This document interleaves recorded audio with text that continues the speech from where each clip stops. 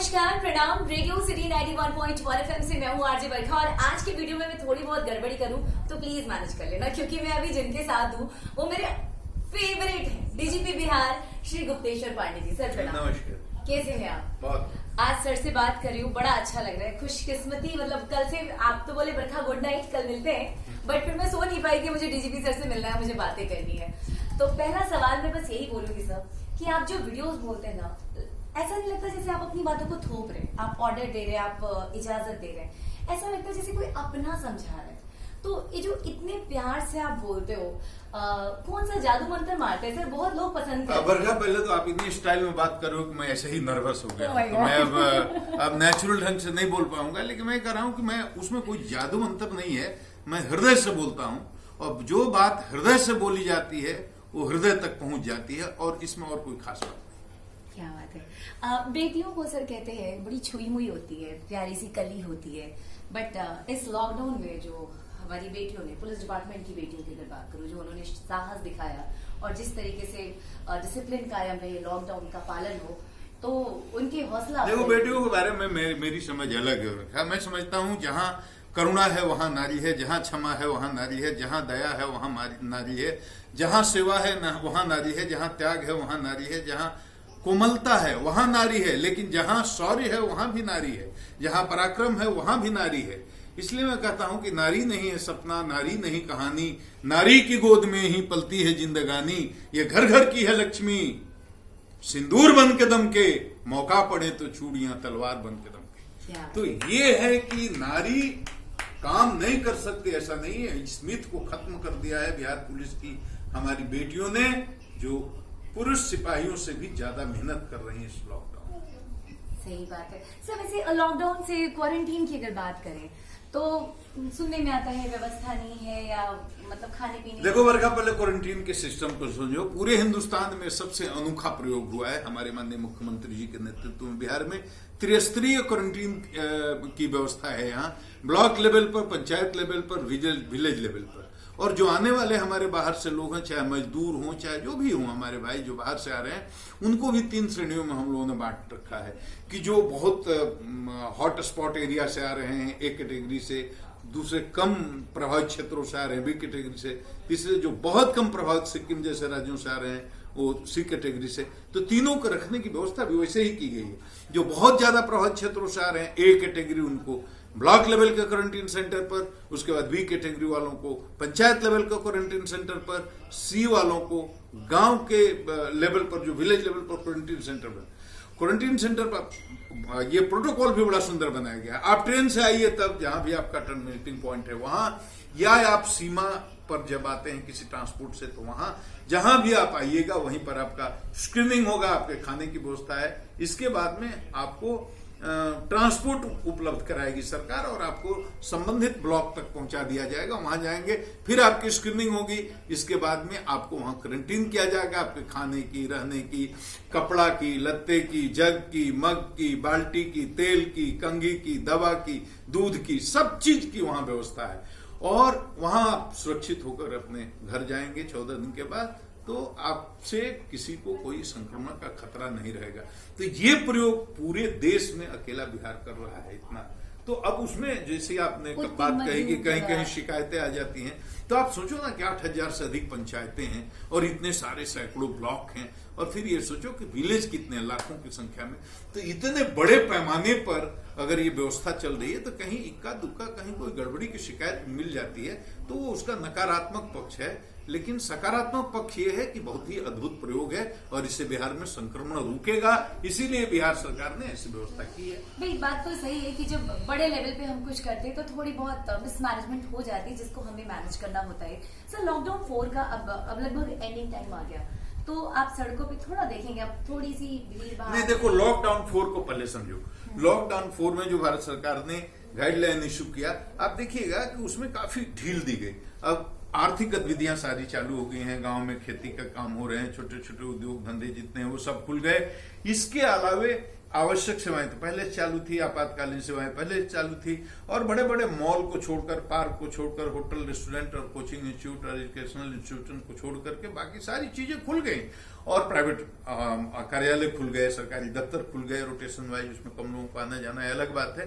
तो सब कुछ एक तरह से खुल गया। तो जब सारी दुकानें इंडिविजुअल शॉप्स खुल गई तो किसके लिए खुले? पब्लिक के लिए खुले। तो पब्लिक तो रोड पर आएगी, तो भीड़ तो पहले से तीसरे दूसरे से आप तुलना करोगे तो ज्यादा हो ही गई। तो चौथा जो लॉकडाउन का चरण है, एक तरह से ये खुलने की प्रक्रिया है, लेकिन इसमें सोशल डिस्टेंसिंग को बनाए रखना है, इसमें मास्क का हमेशा प्रयोग करना है और अनावश्यक घर से नहीं निकलना है, क्योंकि ऐसा कोई काम ही नहीं करना है जिससे संक्रमण बढ़े। यानी कि ये हमारी जिम्मेदारी है कि हम कैसे सोशल डिस्टेंसिंग को मेंटेन कर सकते हैं, मास्क लगा सकते हैं। सर, आप बिहार पुलिस के सर्वोच्च पद पे हैं, बड़े बड़े लोग आपसे डरते हैं, और इनफैक्ट मैं तो खुशी के मारे सोच रही थी कि मैं कैसे मिलूंगी, क्या बात करूंगी, कैसे हाई करूंगी, कैसे हेलो करूंगी। आप जिनसे डरते हैं, अपनी बेगम साहिबा की बात करूं, धर्म पत्नी जी की, तो क्या डरते हैं? ये तो बड़ा ही अजीबा सवाल है, लेकिन ठीक है। आप ये जितने भी दर्शक आपके देख रहे हैं, सबसे यही सवाल करो, और कोई ऐसा मतलब कोई दुनिया में ऐसा मर्द नहीं हुआ जिसको अपनी बीवी से झगड़ा नहीं हुआ, और कोई अगर मर्द ये कहता है कि हमको अपनी बीवी से झगड़ा नहीं हुआ तो शायद वो मर्द है भी नहीं। तो ये होता रहता है आपस में, लेकिन बहुत प्यार करती हैं हमको, उनसे हमको कोई शिकायत नहीं। सर, तो बैलेंस्ड लाइफ साइकिल गुजरे तो क्या एक मूल मंत्र देना चाहेंगे? बस आदमी को समझने की जरूरत है, हम जो है ना, ये शरीर नहीं है। ये शरीर तो दिखता है, लेकिन इसके अंदर दो और चीजें हैं, एक को कहते हैं माइंड, एक को कहते हैं इंटेलेक्ट, माने मन और बुद्धि। सो समग्रता में अगर किसी को समझना हो तो केवल शरीर देख करके आदमी आकर्षित हो जाता है या विकर्षित हो जाता है, लेकिन उस सूक्ष्म जो यंत्र दो लगे हैं, मन और बुद्धि, अंग्रेजी में उसको कहते हैं माइंड और इंटेलेक्ट, उसकी क्वालिटी पर लाइफ में रिलेशनशिप डिपेंड करता है। उस चीज को बारीकी से समझना चाहिए, और ऐसा कोई काम नहीं करना चाहिए जिससे दूसरे को तकलीफ हो। सब एक ही ईश्वर के अंश हैं, एक ही परमात्मा के अंश हैं, सबकी इज्जत करना और सबके साथ एडजस्टमेंट बनाकर चलना, यही जीवन को संतुलित बनाने का मंत्र है। सर, एक सवाल, आप जब बोलते हैं तो बहुत सारे यूथ्स के मन में आता है कि मुझे आपके जैसा बनना है। इनफैक्ट मेरे भी मन में आया कि मैं भी सर की तरह बनती। तो सर, जितने भी बच्चे जो यूपीएससी बीपीएससी की तैयारी कर रहे हैं, जो आपके देखो बरखा, एक बात बेटी बात, कोई किसी की नकल नहीं करे, कोई किसी की तरह बन जाए, ये संभव नहीं है। हर आदमी यूनिक है, लेकिन ये भौतिक ऊंचाइयां जहां है, आईएएस किसी को बनना हो, हमारे तरफ बनने का मतलब क्या है? हमारे तरफ कोई नहीं हो सकता, मैं आपकी तरह नहीं हो सकता, और कोई इसकी जरूरत भी नहीं। हम एकदम इंडिविजुअल आइडेंटिटी हैं, लेकिन मूल बात यह है कि हम एक ही सोर्स से आए हैं, तो ओरिजिन हमारा सेम है। भौतिक ऊंचाइयां अगर हासिल करनी हो, किसी को आईएएस बनना हो, आईपीएस बनना हो, या डॉक्टर बनना है, या जीवन में कुछ भी बनना हो, तो वो उतनी दूरी तक मेरी नकल कर सकता है। बहुत आसान है। मैं तो सबको कहता हूं, जितने छात्र हैं, चाहे वो लड़कियां हो लड़के हो, कि सबसे आसान काम है भौतिक ऊंचाई। आप डॉक्टर, इंजीनियर या आईएएस, आईपीएस कुछ भी बनना चाहते हो, इससे आसान कुछ भी नहीं। लेकिन दूसरे की नकल करके हम उसकी पर्सनालिटी को अपने में ढाल करके वैसे ही बन जाए, ये जरूरी नहीं। उसके आइडियल को, उसके आदर्श को आप अपना ये रखिए, लक्ष्य रखिए, उसके हिसाब से आगे बढ़िए। भौतिक ऊंचाई प्राप्त करने एक ही तरीका है, मन द्वारा, अपने बुद्धि द्वारा अपने मन पर नियंत्रण, इंटेलेक्ट द्वारा माइंड को गवर्न करना। मन तो बहुत कुछ करता है, हम नहीं कर सकते, क्योंकि उसमें कानूनी प्रतिबंध हैं, सामाजिक प्रतिबंध हैं, उसमें धार्मिक प्रतिबंध हैं, बहुत तरह की बातें हैं। तो मन को गवर्न करने के लिए ईश्वर ने, भगवान ने एक और इंस्ट्रूमेंट हमारे अंदर दिया है, जिसको कहते हैं बुद्धि, उसी को अंग्रेजी को कहते हैं इंटेलेक्ट। तो इंटेलेक्ट से हम लाइफ में जब डिसीजन लेना शुरू कर देते हैं, तो हम जीवन में ऊंचाई पर चढ़ने की प्रक्रिया शुरू कर देते हैं, और मन जो करेगा वो करने लगेंगे तो हमारे पतन का रास्ता खुल जाता है। तो मन जो करे वो नहीं करना है, बुद्धि से निर्णय लेकर के करना है। मन हमेशा गलत की तरफ ले जाता है, तत्कालिक आनंद देने वाली चीजों की तरफ, लेकिन बुद्धि हमेशा निर्णय लेती है। ये काम थोड़ा कठिन है, थोड़ा सा अभ्यास से हो जाता है। जो स्टूडेंट इसका अभ्यास कर लेंगे, मन जो करता है वो नहीं करेंगे, बुद्धि से डिसीजन लेंगे कि ये हमारे करियर में ये सहयोग, इससे होगा, नुकसान होगा, या हमारा उत्थान होगा या पतन होगा। तो मन की बात, मन कर रहा है, आज कल परीक्षा है फिजिक्स की, मन कर रहा है आज हेमा मालिनी का कोई सिनेमा देखने जाने, मन को बुद्धि से रोक देना है, क्योंकि उससे आपकी विकास की प्रक्रिया अवरुद्ध होगी। तो जिसका जितना मन पर अधिक नियंत्रण होगा वो उतनी ऊंचाई पर जाएगा। यही मंत्र है, इसी को सीखना।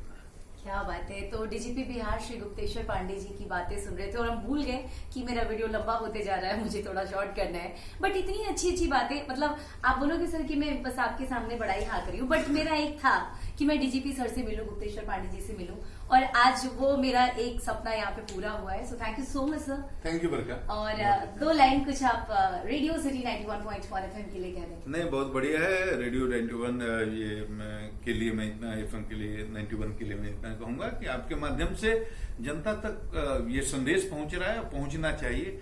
आपकी बहुत बड़ी जिम्मेदारी है। तो हम लोग जो भी लोक जागरण का काम करते हैं तो वो आपके माध्यम से पहुंचे और लोकतंत्र के चौथे स्तंभ के रूप में ये दीपक हमेशा जलता रहे और रोशनी देता रहे। आपका ये रेडियो एफएम, यही मेरी शुभकामना। और आधी लाइन मेरे लिए कुछ। बरखा, आप बहुत बढ़िया एंकरिंग करती हो और मैं जीवन में पहली बार किसी एंकर से नर्वस हुआ हूँ, वो आप तुम होगा। Thank you so much. बस फिर मिलेंगे कभी। रेडियो सिटी 91.1 FM सुनते जाए, रग रग में दौड़े पटना।